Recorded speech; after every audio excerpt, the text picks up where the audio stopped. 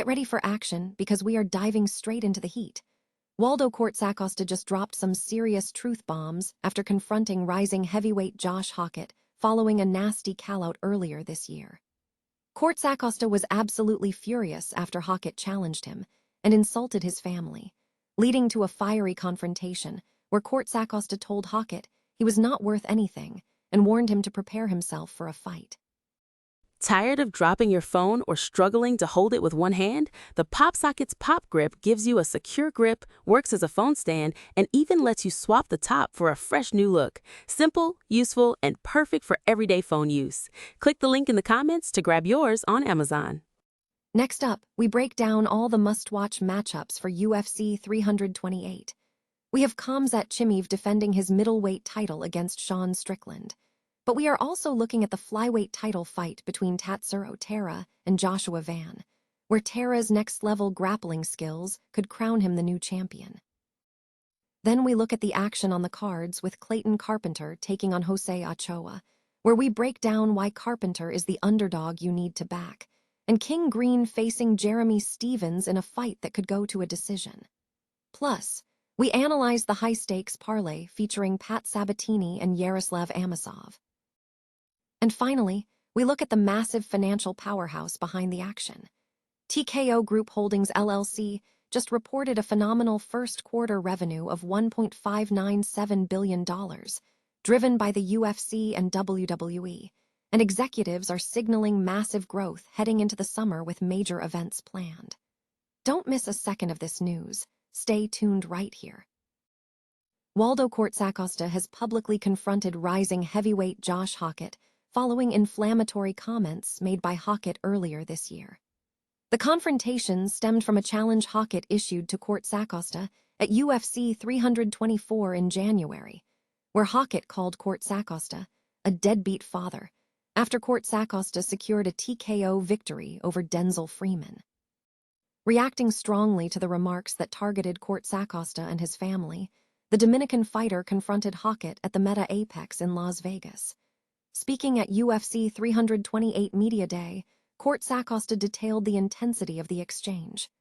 Not only did he speak about me, but he spoke about my family, my kids, and a bunch more *T came out of his mouth, Cortes-Acosta stated.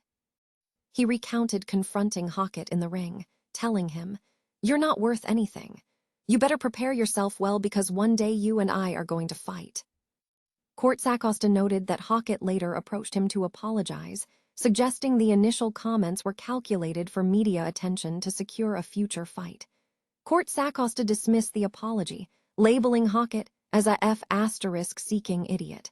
"You're a P***SSY. He expressed no desire to settle the dispute. Looking ahead, Cortes-Acosta is set to return to the action on Saturday at UFC 328. Facing former Bellator champion and UFC veteran Alexander Volkov on the main card. Cortes-Acosta expressed confidence in his prospects, stating, "I believe a win over Volkov this Saturday, while also keeping in mind that Cyril Gane is fighting at the White House. Along with other heavyweights, I will be free and will have the time to prepare and will have the opportunity to fight Tom Aspinall since he's waiting for a fight." He suggested that defeating Volkov could position him for a potential bout against heavyweight champion Tom Aspinall. The fight card for UFC 328 is set to take place in Newark, New Jersey on Saturday, featuring several high-profile matchups. The main event will feature Khamzat Chimaev defending his middleweight title against Sean Strickland. In the co-main event, the flyweight title is on the line as TKO Taira faces Joshua Van. The bout was postponed from April due to an injury to Van, raising questions. Analysts favor Taira, who is noted as a dominant grappler, expecting him to utilize his grappling prowess to secure a victory and potentially claim the flyweight championship against Van. For an underdog pick, Clayton Carpenter is highlighted to face Jose Ochoa in the opening bout. Carpenter is expected to leverage his wrestling skills and volume striking to edge out a decision, offering an exciting pick'em opportunity. Regarding a prop bet, King Green is favored to defeat Jeremy Stephens by decision. Green's recent performance and superior striking ability are expected to give him the edge over the tough veteran Stevens, who has shown resilience in his recent return to the UFC. Finally, a two-fighter parlay recommendation pairs Pat Sabatini against William Gomes, anticipating Sabatini to use his grappling to control Gomes. This is followed by Yaroslav Amosov against Joel Alvarez, where Amosov's wrestling is seen as the key to controlling Alvarez on the ground. These predictions are based on current odds available via DraftKings Sportsbook and reflect expert analysis of the upcoming card.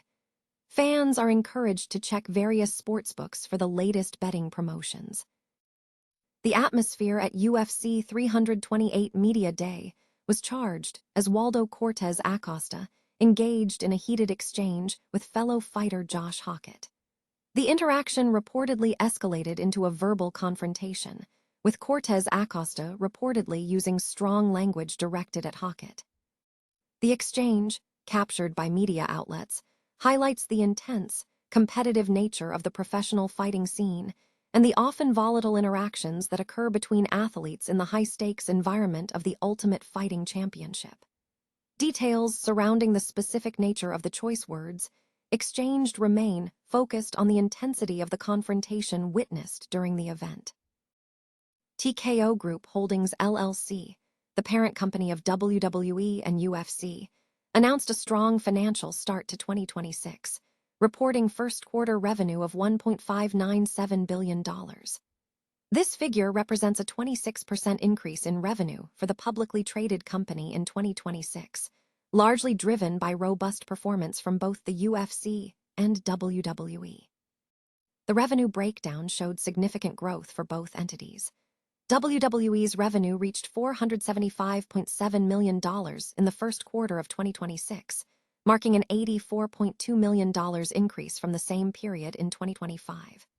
The UFC also contributed substantially, bringing in $401.2 million, an increase of $41.5 million.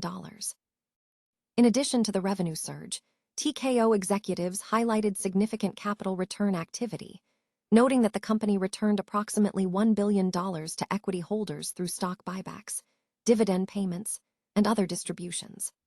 Ari Emanuel, TKO Executive Chair and CEO, expressed confidence, reaffirming the full-year guidance and announcing an incremental $1 billion share repurchase authorization, underscoring conviction in the company's long-term value. WWE demonstrated particular strength in live events and hospitality, nearly doubling its revenue from $76.3 million in Q1 2025 to $123.5 million in the quarter ending March 31, 2026. Financial performance metrics also showed improvement, with adjusted EBITDA rising 32% to $549.8 million, benefiting from contributions of $62.2 million from WWE and an additional $27.1 million from the UFC.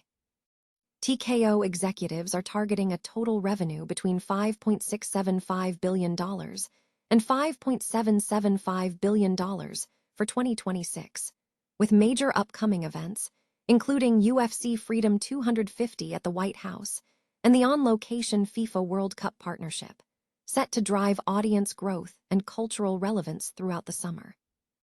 Mark Shapiro, TKO president and COO, attributed the results to the strength of the company's premium intellectual property and healthy demand for live experiences.